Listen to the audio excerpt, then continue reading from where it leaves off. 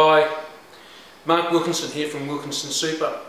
The reason I'm sending you this video is because there has been a reasonably, or in fact very important change to the types of strategies that our clients can adopt in the new year.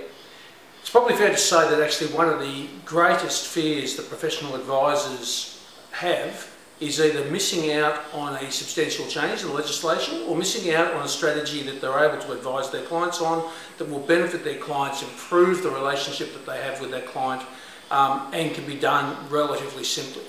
One of those particular types of changes that I would normally have dealt with in my webinar series for 2016 was announced just prior to Christmas. What it deals with is the ability to make an election to receive what would have been a pension payment as a lump sum from a tax perspective, which means that in fact instead of being taxed as assessable income, ordinary income as a pension, an amount is taxed as a lump sum, and therefore between the ages of 55 and 60 can be received tax-free, whereas a pension between the ages of 55 and 60 will be subject to tax at marginal tax rates. Up to 45%, less a 15% rebate.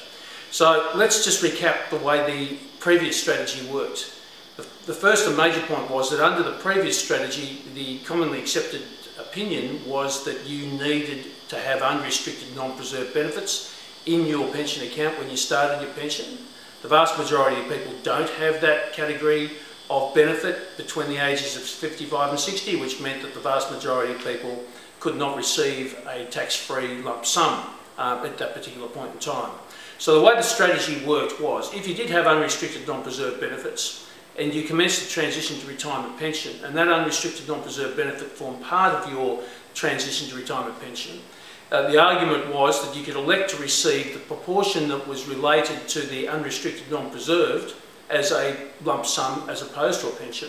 This meant that if you were taxed at the top marginal rate of 45%, instead of being taxed at 45% less 15% tax offset, or a net 30% tax liability, you were able to elect to receive part of the benefit as a lump sum that was applied against the tax-free threshold. The current tax-free threshold is $195,000.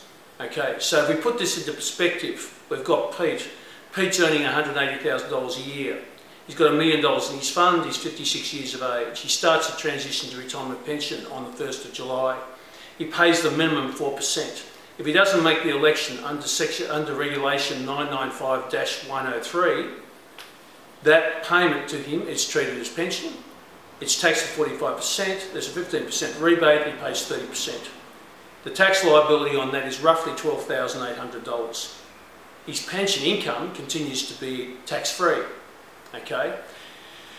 If he's got unrestricted non-preserved benefits, that $40,000 is paid to him is applied against the tax-free component, $195. He pays no income tax, so he's in the situation that the entire benefit is received tax-free by him, yet he's not paying any income tax in the fund because in fact he's moved his entire $1 million balance to pension.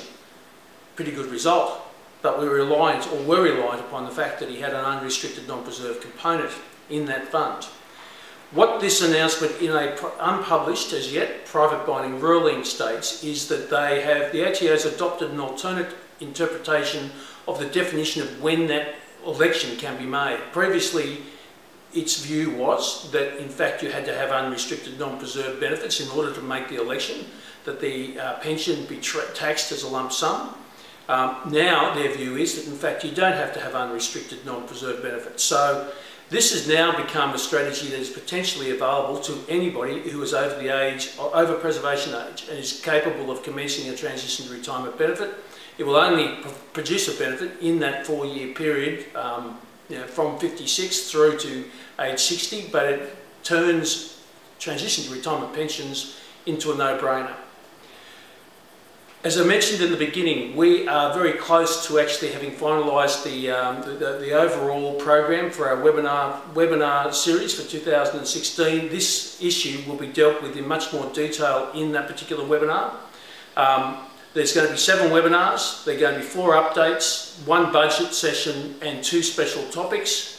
Following the survey, those special topics will likely be death benefits and property investment through a self-managed superannuation fund. So keep an eye open for that. There'll be more detail on that in coming weeks. I just wanted to bring to your attention, I've given you a very brief overview of this strategy at this particular point in time.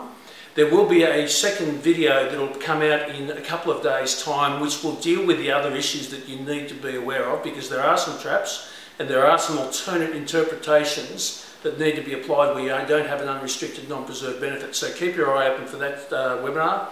And finally, if you've got any questions, comments, etc. that you'd like to raise, just add them in the comment section of this blog, and I'll address them in the next video.